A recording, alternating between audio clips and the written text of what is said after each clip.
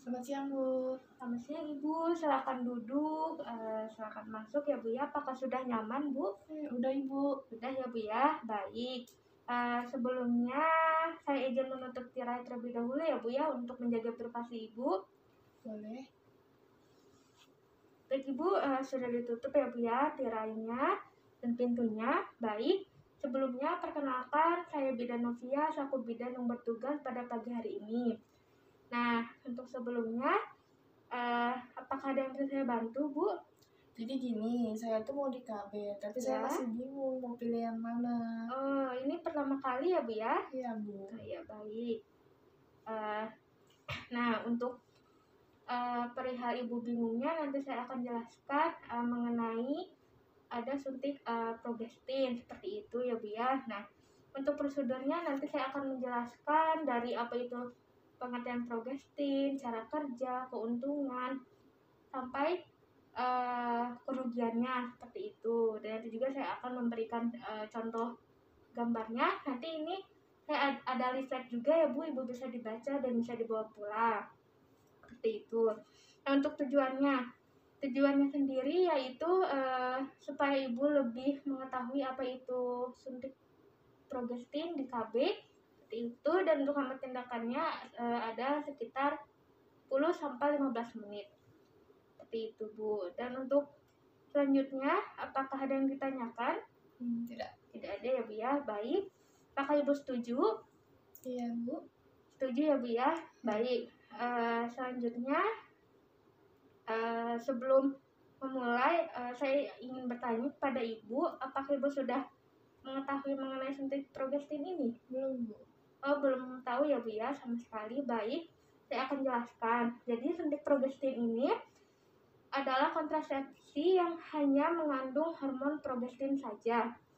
Nah, untuk kontrasepsi progestin ini, suntik progestin ini sangat efektif dan cocok digunakan saat masa laktasi.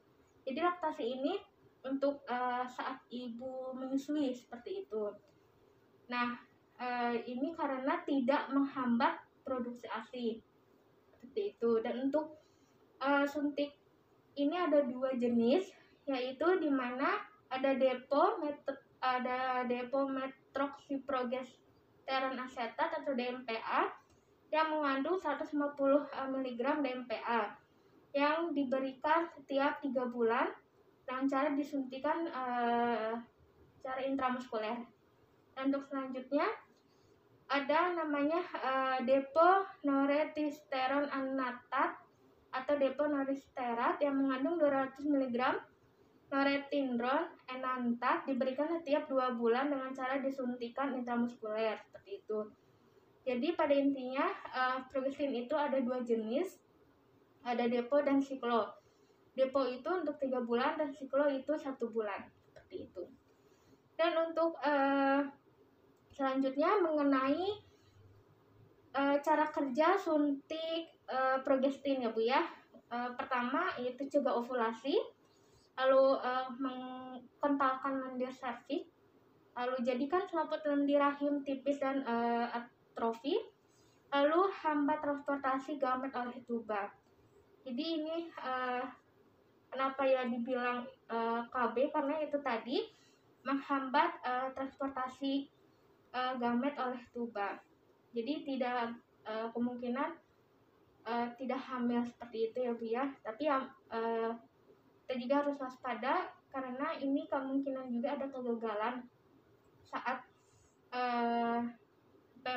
melakukan hubungan seksual seperti itu meskipun sudah ber-KB seperti itu. Lalu ada efektivitas dari suntik progestin ini, di mana yang pertama efektivitas tinggi yaitu 0,3 kehamilan per 100 perempuan. Nah, yang tadi sudah saya jelaskan ya Bu, bisa saja meskipun sudah KB tapi bisa saja hamil seperti itu.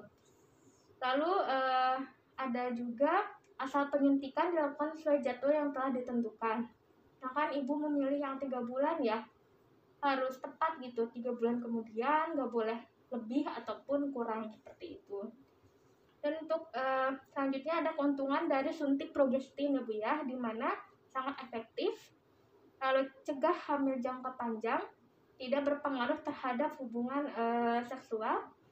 Lalu tidak mengandung estrogen, di mana tidak berdampak serius pada penyakit jantung, gangguan pembekuan darah seperti itu. Lalu ada sedikit pengaruh ASI, itu hanya sedikit ya Bu ya, tidak apa yang sudah saya jelaskan. Jadi ke ASI itu enggak terlalu berpengaruh gitu. Jadi kalau meskipun KB ibu misalnya masih menyusui terus mau memilih KB ini ya tidak apa-apa seperti itu. Lalu ada sedikit efek samping, kemudian tidak perlu simpan obat suntik, kemudian dapat digunakan wanita usia lebih dari 35 tahun, biasa disebut dengan perimenopause. Lalu ada bantu cegah kanker endometrium dan kehamilan ektopik. Lalu selanjutnya menurunkan kejadian penyakit jinak payudara. Lalu ada cegah beberapa penyebab penyakit radang panggul. Lalu menurunkan krisis anemia bulan sabit.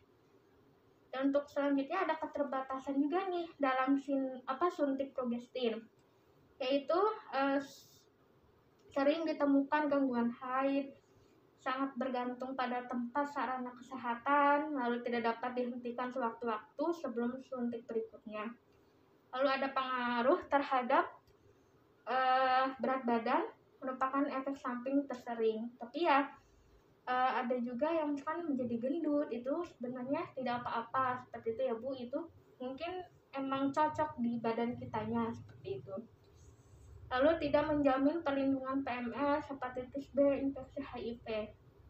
Lalu ada terlambatnya kembali kesuburan setelah penghentian pemakaian, maksudnya di sini belum habis dari deponya, bukan kerusakan genital seperti itu. Lalu terjadi perubahan lipid serum untuk jangka panjang. Lalu ada jangka panjang terjadi penurunan kepadatan tulang. Kemudian jangka panjang timbul kekeringan pada vagina. Lalu penurunan libido, gangguan emosi, sakit kepala, nervositas ataupun jerawat. Itu tapi kalau ibunya bisa merawat diri ya mungkin jerawat itu nggak muncul seperti itu. Gangguan emosi juga ya wajar ya Bu ya, namanya juga ngurus anak kali mungkin capek. Seperti itu. Lalu ada wanita yang diperbolehkan menggunakan suntik progestin, diantaranya yaitu usia reproduksi. Lalu ada menghendaki alat kontrasepsi jangka panjang dan efektivitas tinggi. Lalu ada menyusui, ada postpartum dan tidak menyusui. Lalu ada banyak anak belum ingin tubektomi. Nah, di sini maksudnya tubektomi itu penghentian anak gitu. Dan bukan dari pihak suami istrinya, pasangan ingin ya udah stop punya anak sekian, terus nanti dari ini ada pemotongan seperti pemotongan alat genitalia seperti itu Bu. Lalu ada perokok, lalu tekanan darahnya kurang dari 180/110 mmHg, dengan gangguan pembekuan darah dan anemia bulan sabit, mengkonsumsi obat epilepsi barbiturat. Lalu ada tidak dapat alat kontrasepsi yang mengandung estrogen, sering lupa menggunakan pil, lalu anemia defisiensi besi, mendekati usia menopause, yang tidak mau dan tidak boleh menggunakan kombinasi. Lalu ada post abortus, kemudian ada nulipara atau yang telah memiliki anak, seperti itu. Untuk kemudian ada wanita yang tidak diperbolehkan menggunakan suntik progestin. Tadi maksudnya yang diperbolehkan suntik progestin, maaf Bu. Tidak ada hamil atau curiga hamil, perdarahan per vagina yang belum jelas penyebabnya. Lalu tidak dapat menerima gangguan haid terutama A minor. Lalu ada menderita kanker payudara atau riwayat kanker payudara. Ada DM disertai komplikasi seperti itu. Lalu menjelaskan waktu mulai menggunakan suntik progestin, di mana setiap hari selama siklus haid asal ibu tidak hamil seperti itu. Lalu ada mulai hari pertama sampai ke hari ke-7 siklus haid. Lalu ada pada ibu yang tidak haid, lalu injeksi pertama diberikan setiap saat asal tidak hamil selama 7 hari setelah suntikan, tidak boleh melakukan hubungan seksual, seperti itu. Lalu ada ibu yang menggunakan kontrasepsi hormonal lain dan ingin mengganti dengan kontrasepsi suntikan. Jika sebelumnya menggunakan secara benar lalu tidak hamil juga, suntikan pertama dapat diberikan segera. Tidak perlu menunggu haid berikutnya, seperti itu. Lalu ada ibu yang menggunakan kontrasepsi lain dan ingin mengganti dengan kontrasepsi suntikan yang lain lagi. Kontrasepsi yang akan diberikan dimulai pada saat jadwal kontrasepsi yang sebelumnya. Nah, seperti itu Bu, mengenai konseling mengenai suntik progestin. Dan di sini ada gambarnya yang akan saya tunjukkan. Seperti ini ya Bu ya. Untuk suntik progestinnya ada macam-macam, seperti ada 2 macam. Jadi nanti ada suntikan juga di suntik di bokong seperti itu. Ini ya Bu ya. Apa Ibu sudah pernah lihat sebelumnya? Belum ya Bu ya. Baik. Cukup jelas Bu yang saya jelaskan? Cukup jelas Ibu. Cukup jelas. Apakah ada yang ditanyakan? Nggak ada sih. Nggak ada ya. Berarti nanti tinggal Ibu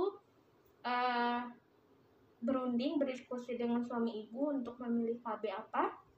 Kemudian saya ingin nanya nih Bu, pada Ibu. Tadi kan saya sudah jelaskan mengenai ada 2 jenis suntik progestin nih. Nah, itu ada apa aja ya Bu?